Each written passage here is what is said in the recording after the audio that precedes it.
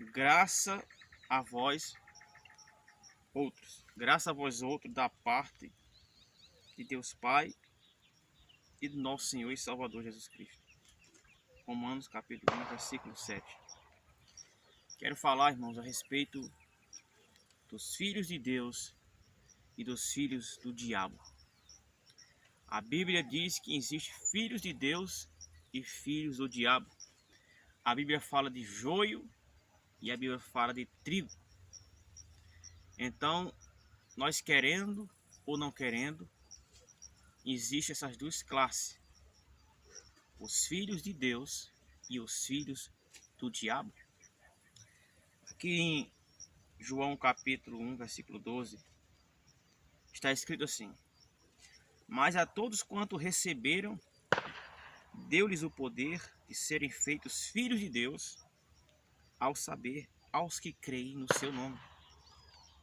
Então vemos que os filhos de Deus são aqueles que receberam a Cristo Jesus, que receberam o Evangelho, que tiveram suas vidas mudadas, que nasceram de novo.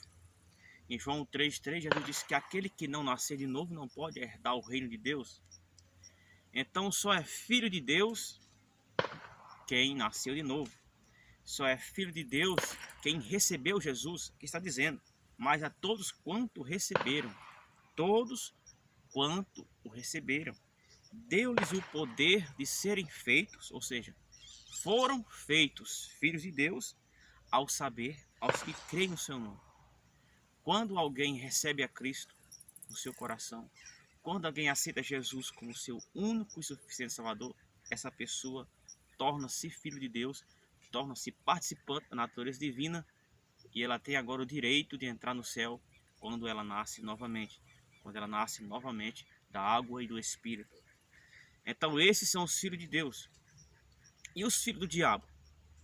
Os filhos do diabo é todos aqueles que rejeitam a palavra de Deus, todos aqueles que andam em contramão do Evangelho, todos aqueles que não creram e não receberam a Cristo. Esses são os filhos do diabo.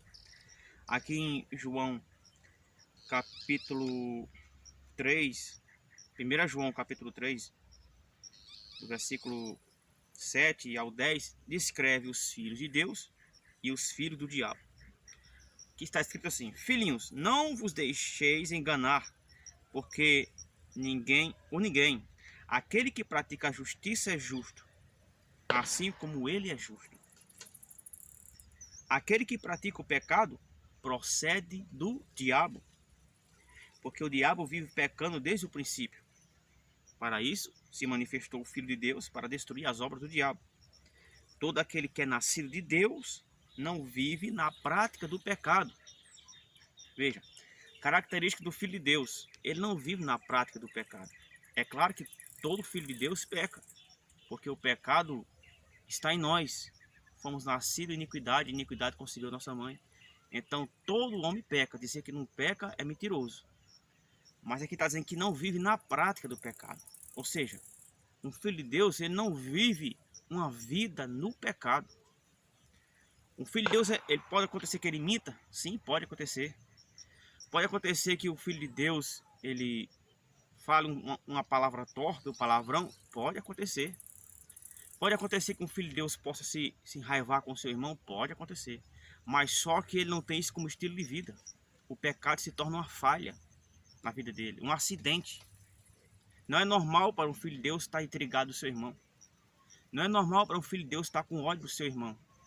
Se ele tem a raiva do seu irmão ali, é momentânea. Logo ele vai acertar com o seu irmão e pedir perdão.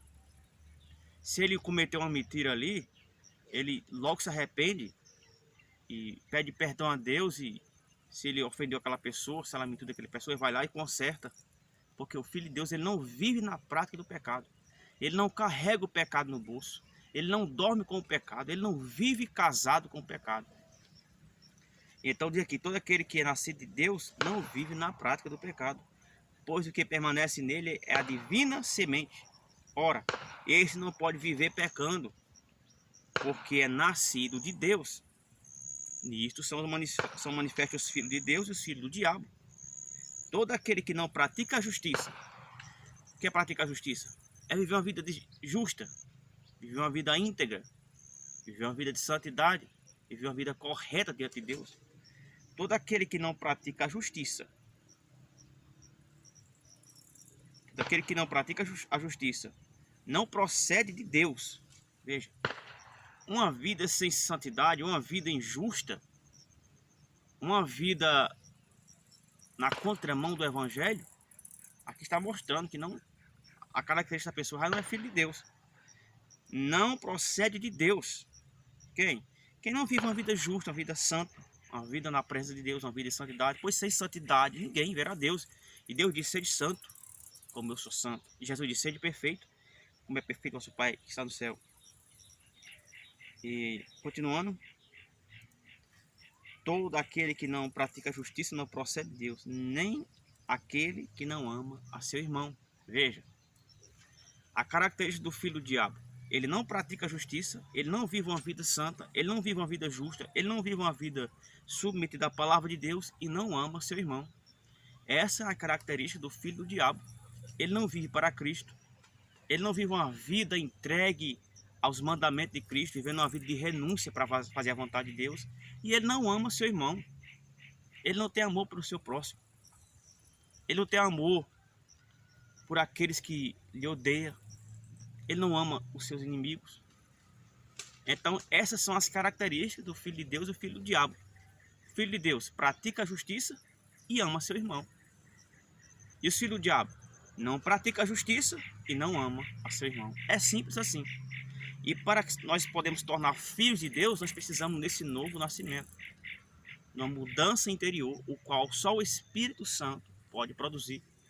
Só o Espírito Santo pode fazer essa mudança no ser humano, porque o ser humano não pode produzir em si o amor, o ser humano não pode produzir em si a santidade. É Deus, o Espírito Santo, que é santo e que é amor, que produz isso na vida do homem, na vida da mulher. Mas para nós termos isso em nossas vidas, nós temos que se render a Cristo. Tem que receber a Ele. Todos quanto receberam, deu-lhes o poder de serem feitos filhos de Deus, a saber os que creem no seu nome. Então precisamos se render a Ele, porque é Ele que transforma. É Ele que vai fazer a mudança. Você não pode produzir amor. Você não pode produzir santidade. Mas o Espírito Santo em você, Ele pode. Ele pode fazer você uma pessoa justa, uma pessoa íntegra. Ele pode fazer você uma pessoa amorosa. Ele pode tirar o ódio, a mágoa, a rixa.